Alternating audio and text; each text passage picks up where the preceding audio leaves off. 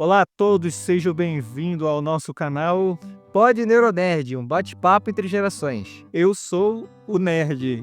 Mentira, que eu sou o Neuro, o pai. Eu sou o Nerd, o filho. Mas eu também sou nerd. Ele também é neuro, porque ele entende bastante de... Neurociência? Não, De cabeça. de gente, de cabeça. Hoje é o nosso terceiro vídeo. Nosso terceiro episódio. Terceiro episódio, vídeo. Episódio não vídeo, né? Faz sentido, faz sentido. Não é um livro, mano. Aham. Hoje é o nosso terceiro episódio e é um prazer tê-lo aqui conosco. Sempre um prazer. Cada dia, cada episódio, cada vídeo é uma construção e é bom tê-lo aqui conosco. Sabemos que estamos longe da excelência, mas a cada dia conseguimos construir um pouquinho a mais da nossa assertividade, Da nossa identidade. e de tudo que nós nos propomos a fazer. Como eu falei, a ideia é pegar um pouco do que eu sei, um pouquinho da experiência dele, um pouquinho da nossa interatividade e dividir aqui com vocês. Numa pegada nerd, numa pegada de cultura pop, numa pegada descontraída, como ele falou, é um papo de gerações. Aqui eu sou de uma geração dos mileniais, geração X, né? Geração X, ele é a geração Z/Alfa. Eu sei Z barra alfa, qualquer coisa parecida aí. Importante que nós estamos aqui batendo um papo, interagindo. Já falamos do Homem de Ferro, Já falamos do Batman, já falamos do Batman, do narcisismo do Homem de Ferro, do luto. do luto do Homem de Preto, do Homem Morcego, Do Cavaleiro das Trevas. Cavaleiro das Trevas. E hoje vamos falar, como está sugerindo a imagem, vamos falar do adolescente, do jovem Peter Parker. O meu super-herói favorito. Difícil achar que alguém que o Homem-Aranha não seja o super-herói favorito. Ele talvez não foi o meu favorito, como eu já falei no primeiro vídeo. O meu foi o Superman. Mas o meu foi o Homem-Aranha. E no meu tempo foi legal, eu vou ver se eu acho. No meu tempo, o SBT, quando lançava os filmes do Superman, que era com Christopher Reeve, o Silvio Santos fazia o maior alarde, trazia até um Superman de helicóptero, pousava lá, nossa, era ali um espetáculo à parte. Imagina. E eu assistia sim o Homem-Aranha, mas por tudo isso que era feito na televisão aberta, o Superman tinha uma grandiosidade, era coisa muito... A trilogia, o primeiro, o segundo e o terceiro Superman foi coisa de louco. Ver o Superman dando a volta no mundo, voltar no tempo. em reversão para poder voltar. Nossa, aquilo ali é icônico. Aquilo ali foi algo que marcou a minha juventude, algo que marcou a minha geração. E naquele tempo o Homem-Aranha, na verdade, naquele tempo que predominava era o Hulk. O Hulk, que tinha até os O filmes. filme do Hulk, nossa, aquele filme do Hulk, era Lou Ferrigno. Lou Ferrigno era quem fazia o papel do Hulk verde. Tinha o Bruce Banner e era legal que tinha uma pegada que ele saía, o Bruce Banner, ele saía de cidade em cidade, ele não podia passar muito tempo numa cidade, ele ia de lugar em lugar e tinha arcos diferentes e se transformava naquele Hulk. Quem se lembra vai entender essa nostalgia. Então é legal ver essa pegada nostálgica, mas a ideia hoje é falar de Peter Parker, Falar do Homem-Aranha. do Homem-Aranha, do Cabeça de teia. jovem que não pôde ser criança. E a ideia é a gente trazer essa pegada. E essa pegada do Homem-Aranha, se a gente for pegar na pegada do Homem de Ferro e na pegada do próprio Batman, eles têm alguma coisa em comum. Primeira coisa em comum sobre os pais deles, né? Todos são órfãos. Na verdade, quando a gente olha pro Peter Homem de Ferro, o pai dele já morre e ele já tá um já pouco tá um pouco grande. mais velho. Já tá um pouco mais velho. Já o Homem-Aranha já não teve essa Peter Parker, né, já não teve essa oportunidade de passar muito tempo com seu Pelo pai. menos ele pode morar com o tio, né? Já é uma coisa acima do Batman. É verdade, o Homem-Aranha é um pouco melhor, pelo menos tinha os tios, do jeito deles ajudaram a criar. Mas a ideia é que do Peter Parker, quando a gente olha para todos eles, o Peter Parker era mais próximo da realidade por ser o tal amigão da vizinhança, né? Eu acho que o que aproxima mais ele da realidade é o fato dele ser só um garoto. Ele é pobre, ele tem que pagar aluguel, ele não tem a vida fácil, ele não é como os grandes milionários que na época faziam muito sucesso, como Batman, Homem de Ferro. Não, ele é só um cara tentando pagar a conta no final do mês. Verdade. Acho que isso, né, conecta muito as pessoas. É verdade, ele traz muito disso quando a gente olha esse estereotipo dele, né? Essa pegada dele. Talvez por isso que nos aproxima muito, né? Por ele ser muito próximo das coisas que a gente vive no dia a dia, né? Os perrengues do dia a dia, as porradas que nós pegamos diariamente, os nãos que sempre recebe, os não que recebemos diariamente. E o que é legal que tanto nos desenhos, todos os Homem-Aranha dos filmes, todos eles retratam principalmente o do Sam Raimi, né? É o do Tobey. Do Tobey Maguire, a gente vê ali uma pegada bem mesmo estilizada no que tange a veracidade dele, né? Como ele constrói a narrativa dele do crime. No terceiro é legal porque pro Venom, né? Eu sou um dos poucos. Tem até o meme que tem pouca gente que defende o terceiro filme. Eu gostei. Assim, a trilogia do Sam Raimi, por mim, é a minha trilogia de filmes favorito do Homem-Aranha. É difícil encontrar alguém que não goste, porque é o que mais conseguiu pegar a essência do Homem-Aranha. De todos, assim, é o mais parecido com os quadrinhos. Tirando o fato da teia orgânica, mas isso daí facilíssimo de passar pano. A teia orgânica, muito fácil de passar um paninho. No último agora, de volta para lá, né? Sem volta pra casa. Sem volta pra casa, né? Todo mundo tinha seu aparelhinho lá. Aí ele lá só na teia orgânica. Mas tipo assim, por mim é o melhor que tem. O segundo filme, por mim, é o melhor da trilogia, de longe, do Dr. Octopus. Porque mostra como ser um Homem-Aranha não vale a pena. É verdade. Ele é escorraçado, pisoteado, humilhado. Numa noite, ele viu a mulher da vida dele, noiva de outro, o melhor amigo esculachou ele, tava sendo abusado no trabalho. Perde o poder, tudo em uma noite só. Em uma única sequência. Foi sofrido pra ele. Sofrido. Quando a gente traz um pouquinho aqui pro lado, agora vamos trazer um pouco pro lado neuro, né? O quanto ele tem que se provar, né? O quanto ele traz essa carga emocional sobre ele. Quando a gente vê agora no do Tom Holland, ele tem uma carga emocional muito grande sobre ele. E principalmente que ele tem que se provar.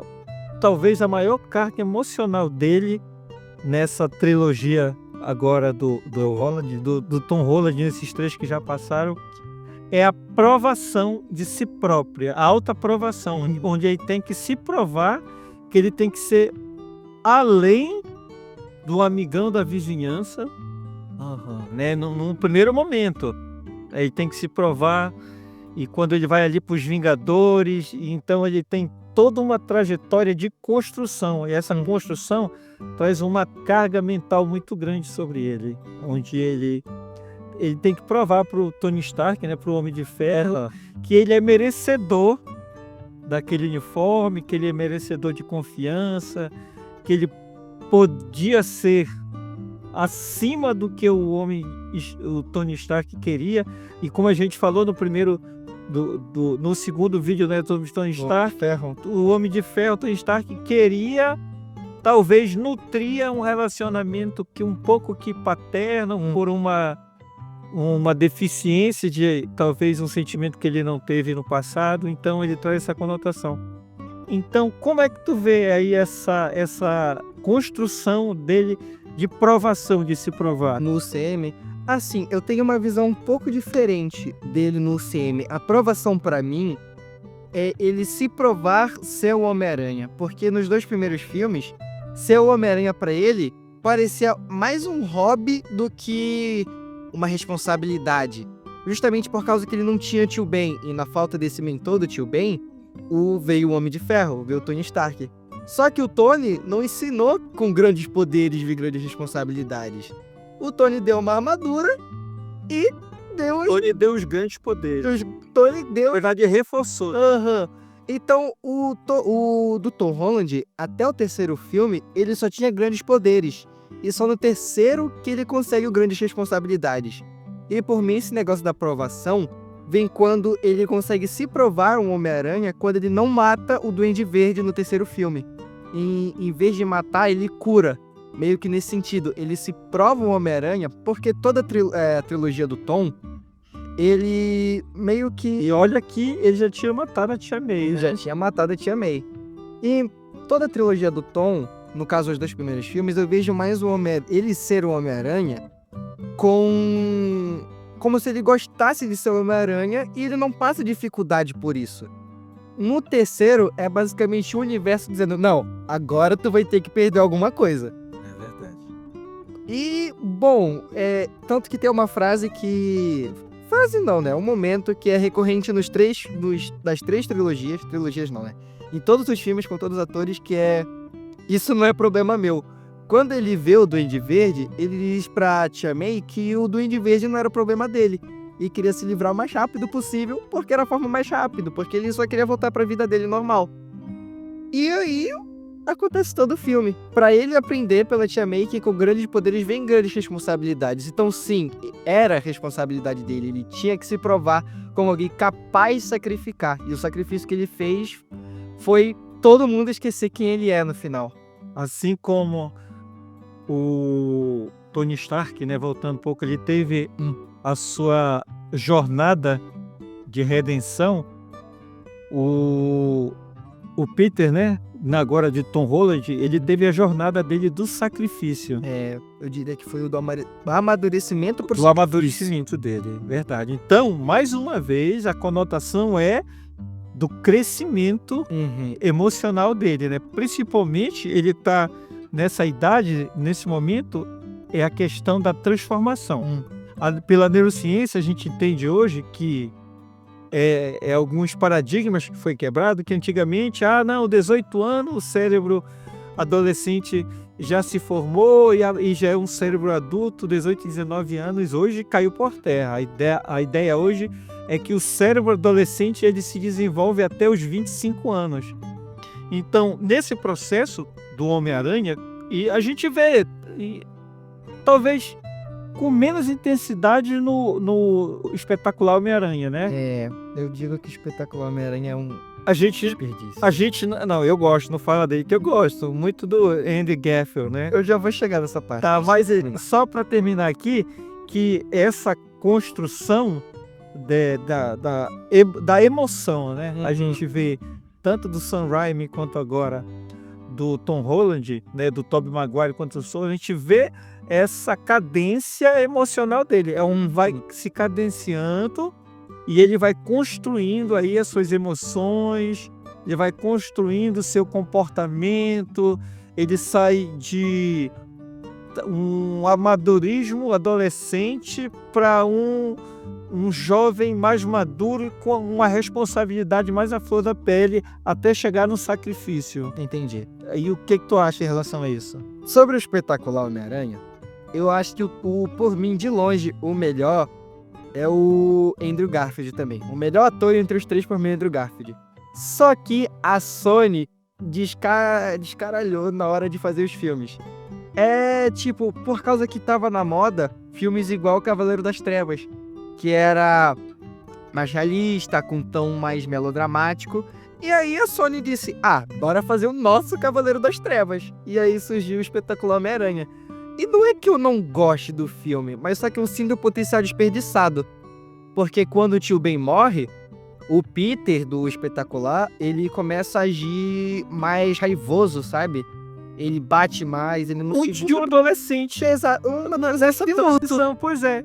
E, mais uma vez, né, como eu falei, um adolescente em transição. Luto, raiva, pena, né? Aí ele teve a perda do pai, depois de um bem, e essa construção, e ele tá sentindo o que é o amor. Sim. Então tem toda, mais uma vez agora, trazendo mais uma vez, ele tá em uma transição de emoção, ele tá aí com uma emoção aflorada, e são vários sentimentos, e mais uma vez a aprovação de ser do estereótipo de ser o herói, de ter a responsabilidade sobre os poderes dele. Então tudo isso conota nessa construção do adolescente prematuro, né? Desse adolescente cheio de sonhos, e ele para de sonhar para ter a responsabilidade. Sim. Então esse é o crescimento emocional, né? Ele tá agindo diretamente no campo das emoções. Isso é muito forte. É mesmo. Só que, tipo, eu encaro o Espetacular como um amontoado de ideias boas que foi feito de forma ruim. Eu sei que eu encaro, porque essa ideia do Peter com luto batendo mais forte nos bandidos é boa, porque é real. Você entende o lado dele. E ele só vai se tocar que isso é ruim quando o Capitão Stacy, que é o pai da Gwen Stacy, né, fala que o Homem-Aranha não tá fazendo bem, ele só tá batendo bandido e indo embora. E aí, a cena que torna ele o Homem-Aranha é quando ele salva aquele garoto do carro. Lembra que aí é lá que ele se torna o Homem-Aranha de verdade. Que ele percebe que ele pode fazer algo a mais. Acho que até então ele só tava à procura do assassino do tio Ben. E aí vai. Só que depois daí a Sony perdeu a mão. Botou o Lagarto. Não que ele seja um vilão ruim, eu só acho ele mal aproveitado. Eu acho que o Tobey tinha muito potencial, mas só que ele caiu nas mãos erradas, sabe? O Tobey ou... Não, o Tobey não, desculpa. O Andrew Garfield. Eu sinto, por mim, dos três, ele é o melhor Homem-Aranha. Ele é engraçado, ele é piadista. Eu sou suspeito que eu gosto dos três. É, Mas o meu preferido é o Tobey Maguire. Apesar de história, o Tobey também. Apesar de eu gostar muito do Andrew Garfield, gostar muito do Tom Holland, mas pra mim é sequencial. O primeiro o Tobey, até porque foi o primeiro. Sim, né? sim. O primeiro Tobey, o segundo o Andrew, o terceiro é escalonável, é escala. Mas a ideia, por exemplo, agora a gente vai para essa conotação, né, de crescimento. Até quando a gente vai para vários contextos, até dos quadrinhos agora, a gente vê que há esse crescimento do adolescente que não teve adolescência, né? Então, o principal quadrinho que pega isso é o do universo Ultimate. Porque no universo principal da Marvel, o Peter Parker, ele sim, ganha os poderes na escola ainda, só que algumas edições depois ele já se forma, então eles não acompanham o Peter Parker realmente no colégio. Já o Ultimate, não. Eles quiseram mostrar esse lado do Peter Parker, que é todo o amadurecimento precoce dele. Porque, se eu não me engano, no universo Ultimate ele ganha os poderes com 15 e 16 anos. Eu posso estar errado. Se eu não me engano, é essa faixa etária por aí. Tá. Pessoal, tá legal até aqui? Se eu... Desculpa, Pepe. Tá nervoso aí, tá nervoso. Comente alguma coisa aqui. O que vocês acham do crescimento emocional do Homem-Aranha? Como vocês acham que ele foi esse desenvolvimento dele? Comente alguma coisa, se conecte aqui com a gente, interage com a gente. Outra coisa, como vocês sabem, muita gente agora já faz parte desse nosso universo Neuronerd aqui, e a gente conta com vocês para que a gente desenvolva esse canal. Então, se puder ajudar, se inscreva, compartilhe o vídeo, dê like e comente. Inclusive, comente qual o seu ator favorito pro Homem-Aranha. Seu Tobey, seu Andrew, seu Tom Holland. Pode dizer qual a sua versão favorita dos cinemas. E você já pode colocar aqui asterisco Andy Garfield, asterisco... Hashtag Hashtag hashtag Andrew Garfield, hashtag Tom Holland. E dei ideias para próximos vídeos. Os próximos vídeos já estão sendo produzidos, então é só questão de tempo. É verdade. Então, para que nós possamos chegar mais longe, para que nós tenhamos mais fôlego, nós precisamos da ajuda de vocês. Porque tudo que a gente faz, claro que aqui é um bate-papo gostoso, a gente em casa, a gente já está tramando. O que a gente vai falar? O que a gente vai falar? Como A gente vai falar, a gente vai... Tem um grupinho de meu e dele, a gente vai trocando ideias, às vezes lá no escritório, batendo papo com ele, às vezes ele tá na escola. Então é legal, isso aqui a gente vive, é uma paixão nossa. Não tem nada forçado, não tem nada, aqui ninguém tá ganhando nada. A gente tá sempre monetizando, né? A gente tá se divertindo, a gente tá trazendo à tona o que a gente gosta. Então, eu acredito que isso também faz parte de você. Sim. Eu não sei se você consegue conversar isso com seus pais, mas se não, bate o papo com o pai de vocês ou com os filhos de vocês, que não é sobre adolescente, é sobre a gente ser nerd, e nerd não tem idade. Verdade. Não é verdade? Então, se esse canal faz sentido para você, compartilhe com amigos de vocês, ajude a gente a crescer. A responsabilidade é minha e dele, trazer o material. Mas vocês podem nos ajudar compartilhando, comentando, Sim. né, ativando o sininho. Tudo que você fizer, o algoritmo do YouTube entende que está sendo interessante. Então, se você já chegou até aqui, vocês têm a minha gratidão, a gratidão do Nicolas, e que nós podemos contar com vocês para que a gente possa seguir mais em frente, tá bom? Então nós vamos voltar agora lá para os quadrinhos, né? Os quadrinhos. Né? Sobre essa questão do Universo Ultimate, eu digo que é uma das melhores versões. Tanto o Ultimate atual, que é uma versão mais complexa, depois eu falo sobre ele, mas uma versão jovem do Peter é legal de se explorar, justamente porque ele, pelo fato dele ser jovem, a gente, nos quadrinhos originais, no universo principal, nunca tinha visto um Peter jovem de verdade. Porque, como eu falei, poucas edições depois, ele já se formou no ensino médio. Na verdade, já tinha se formado, já estava indo para a faculdade. Então, a gente poder experienciar ele jovem, ter esses dilemas, é bem legal. A Tia May também, desses quadrinhos, é incrível, porque ela não é só uma senhora que tá à mercê do que vai acontecer. Não, ela tem personalidade, ela briga com o Peter, tipo, o Peter acaba de vencer algum vilão e tá felizão. Aí ele chega em casa e leva a bronca da Tia May por causa que ele chegou tarde, porque, né, ela não sabe que ele é uma Homem-Aranha. Mas é interessante que no Tom Holland, né, a Tia May, ela exerce, né? É isso que eu acho legal. Né, construir uma Tia May melhor. É por causa que se deixa a personagem lá só à mercê de qualquer coisa. É verdade. Não teve...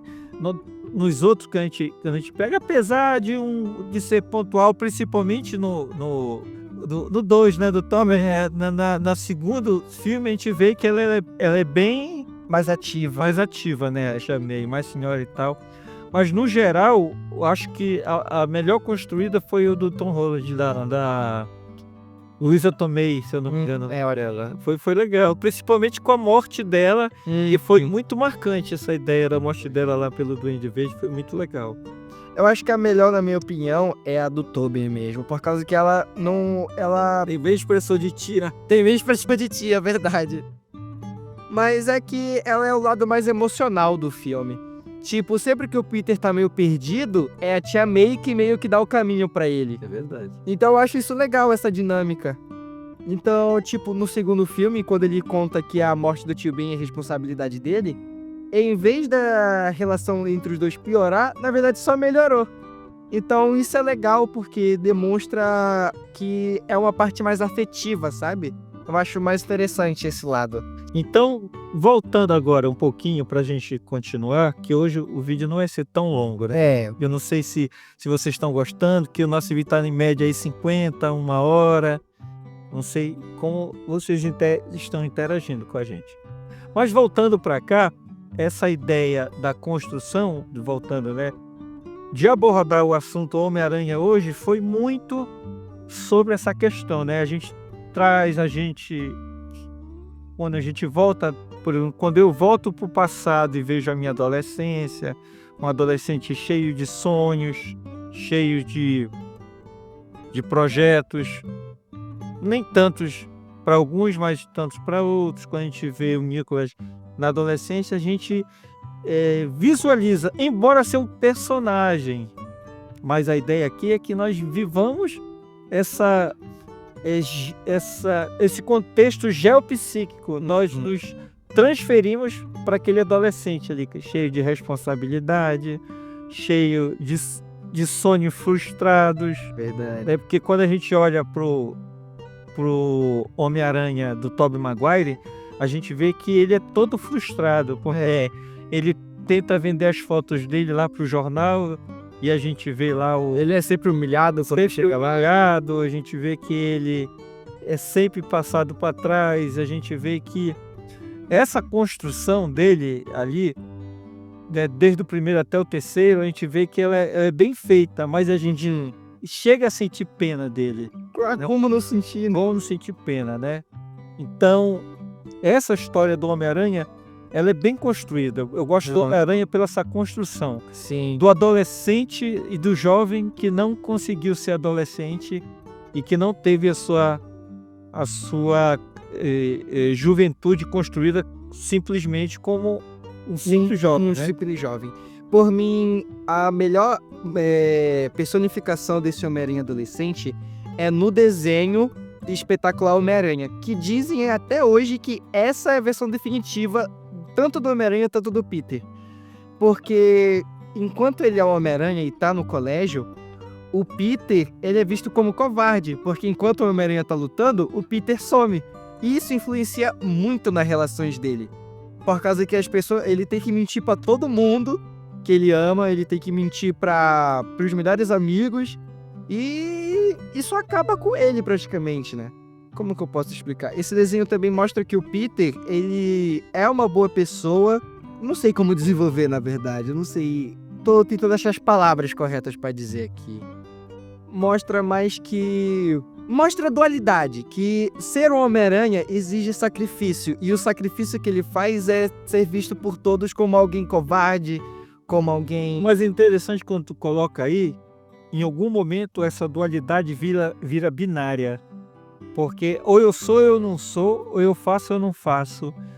E essa binaridade, ela acaba, como eu falei, isso foi bom tu reforçar isso, que por ele ser binário, ou eu sou o herói ou eu não sou, ele acaba trazendo essa supracondição de responsabilidade sobre ele. Verdade. Essa condição que ele se cobra e se pune. Como é que ele se pune? Sofrendo com sofrimento. Sim. Eu posso, eu não posso, eu faço, eu não faço. Então tem tudo isso que conota sobre ele essa responsabilidade. E ele sofre sozinho, né? Como eu falei. Pra que ele vai dizer? Tá que tem algumas versões que a Tia May sabe, aí eu acho que dá uma amenizada. Mas, no geral, em nenhuma dos filmes a gente viu. Na verdade, viu sim. Agora que eu falei, eu percebi que no Dr. Holland a Tia May sabia que ele era o Homem-Aranha. Em algum momento ela descobriu. Ela descobriu no final do primeiro filme, se eu não me engano. Foi até bem cedo, inclusive, falando aqui. Foi o segundo, não? Não, foi do primeiro, no final do primeirinho. Eu nem lembro mais. Eu também não, Não foi ficar mais. Então, só para que a gente não se alongue muito, até porque a gente quer ficar meio que colocando, porque talvez nos próximos vídeos a gente vai entendendo mais como é o comportamento de vocês, mas a ideia hoje é trazer essa posição do Peter Parker, porque talvez a ideia hoje é mais sobre Peter Parker no geral do que o próprio Homem-Aranha. Mas a ideia da construção dele, da saída dele de um adolescente com sonhos, com projetos, com as suas especificidades em relação aos seus estudos, em relação ao seu crescimento. Eu quero ir para o MIT, eu quero construir a minha vida, mas tudo isso é Trabalho. cerceado porque ele foi picado, É, né? Ele não foi uma coisa, o poder que ele ganhou, por exemplo, diferente do Homem de Ferro, que construiu esse processo heróico com a expertise dele, com a arrogância, tudo ele construiu. Não, o Peter Parker não, ele foi mordido. ele não foi escolheu, picado, né? né? Ele não escolheu ser herói. Ele não escolheu Ter grande responsabilidade. ter grande responsabilidade, ter poderes. E a gente vê que ele foi vendo, primeiro foi a necessidade de ganhar dinheiro, a gente vê que ele foi lutar e viu que os poderes dele traziam alguma coisa e vê toda aquela construção. Sim. Mas a ideia toda é como, né, vamos trazer para uma realidade hoje, né? Como o cérebro de um adolescente, cérebro de um jovem, hoje ele lidar com essas responsabilidades. Responsabilidade de estudos, responsabilidade de ajudar os pais. E não é só, quando eu falo ajudar, não é trabalhar. Porque quando um adolescente ele não dá trabalho para um pai, para uma mãe, ele está ajudando. É uma forma de ajudar. É quando o pai não precisa ir numa delegacia, quando o pai não precisa ir numa escola, tirar ele de uma secretaria, quando o pai não precisa tirar um filho de dentro de uma boca de fumo, quando o pai não precisa ir tirar o filho de uma briga. Tudo isso é o filho ajudando seus pais. Hoje, graças a Deus, com gratidão ao Nicolas, está aqui na minha frente, mas eu nunca precisei fazer nada disso, porque eu sempre cobrei, eu sempre mostrei ser amigo dele, companheiro dele. Então hoje ele se constrói para seguir em frente, para ter as coisas dele, mas isso eu trouxe isso para o pessoal, eu trouxe isso para uma jornada de crescimento, tanto dele quanto minha. Mas quando a gente olha, como eu falei, para o Peter Parker, ele não teve nada disso, Ele não teve, né? né? Porque ele tinha um conflito com o tio Ben por não ser o pai dele. E a gente sabe que o adolescente ele traz esses traços de rebeldia, de aversão. Então, o Peter Parker, isso é cerceado dele, isso é tirado dele, essa possibilidade de ter esse convívio com os seus pais e por ter essa responsabilidade, por ser picado. O que é que entende disso? Eu entendo o que o senhor já falou, né? O que eu falei que ele não escolheu ter grandes poderes e muito menos ter grandes responsabilidades. Foi um acaso que fez ele se tornar o herói. Só que depois de um tempo ele viu que é necessário. E esse necessário requer muito sacrifício. Tanto que no Homem-Aranha 2 ele até desiste de ser o Homem-Aranha por um tempo. Aí que ele percebe que é necessário ser o Homem-Aranha. Porque sem ele a cidade virou um caos. Entende? Então eu concordo com o senhor que, tipo, Calma que eu me perdi. Eu concordo com o senhor que ele realmente roubaram a adolescência do Peter, que roubaram mais ou menos a vida dele. Porque o senhor vê que ele inveja o Otto quando ele consegue igualar, equilibrar a vida tanto de cientista, tanto com a esposa dele, porque ele queria poder fazer isso, a vida de herói e a vida pessoal, só que ele não consegue. Claro que de pouquinho em pouquinho ele encontra esses equilíbrios, tipo no final ele termina com a Mary Jane. Não é só ruim ser um Homem-Aranha, entende? Mas também a grande parte é bem ruim. A gente está trazendo hoje esse olhar, como é que a gente pode falar? Esse olhar dele do crescimento, né? Mas também da perca, também do desenvolvimento emocional, como eu falei. Tem muita emoção por trás dele, muita emoção mesmo. Então tudo isso traz essa perplexidade sobre ele, esse crescimento, mas o amadurecimento também. Sabe? E vocês, o que acham? Vocês concordam com a gente? Coloque seu comentário aqui embaixo. Tá? Então, como eu falei, já que hoje não vai ser tão grande, a gente vai se despedindo, agradecendo por você que chegou até aqui. Já como ele falou, estamos desenvolvendo mais temas, coisas melhores, né? É apenas o terceiro episódio esse.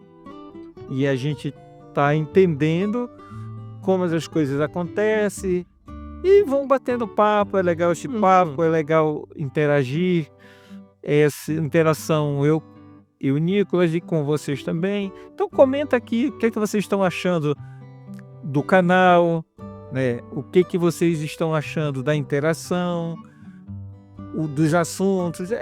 O assunto é meio leve. Hoje eu não quis ter uma pegada muito neuro, hoje eu quis ter uma pegada mais nerd. Hoje foi mais nerd do que neuro. Eu não quis trazer muito isso para não ficar tão enjoativo e não ficar talvez tão uma pegada muito técnica, mas é trazer essa disposição mais de entretenimento. Então, eu quero agradecer para vocês que chegaram até aqui e dizer que a construção é minha, é dele, é de vocês também.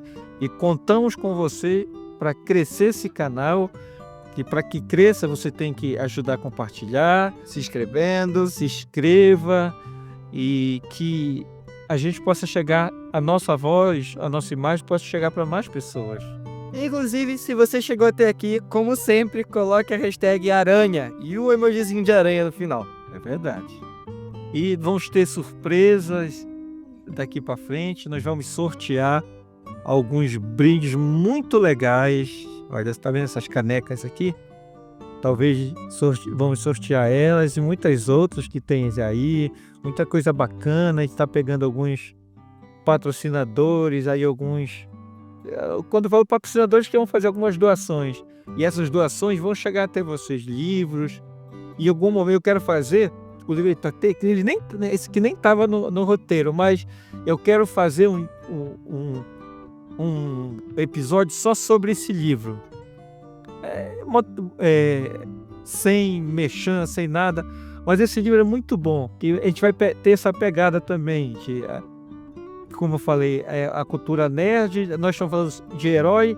Mas em algum momento nós vamos falar também sobre essa questão do Senhor dos Anéis.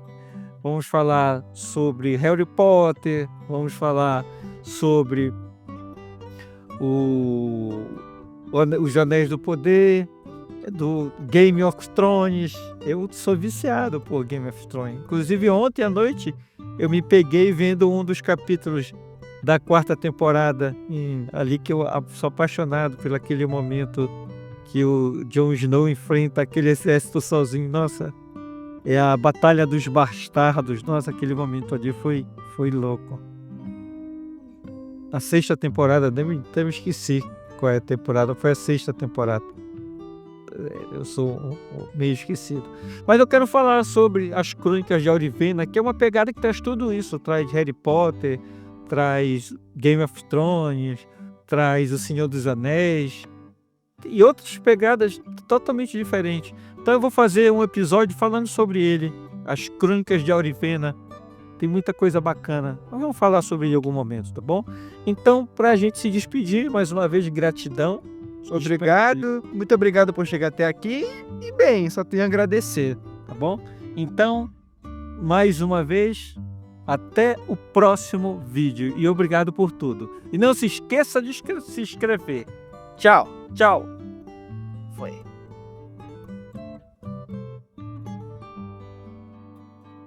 Para ouvir.